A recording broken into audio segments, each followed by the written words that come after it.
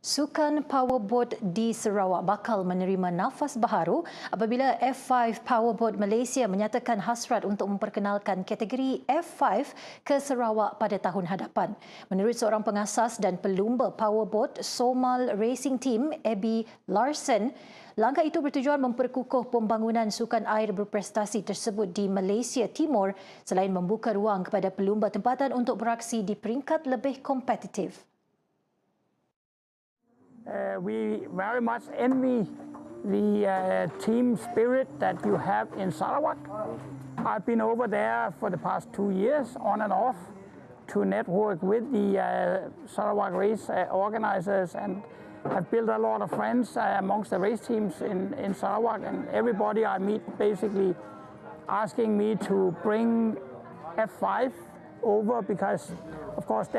your boats over there is mostly built of plywood, so they want to advance a bit, and I'm actually planning, if I can, God allow it, if I can bring a boat over to Sarawak in next year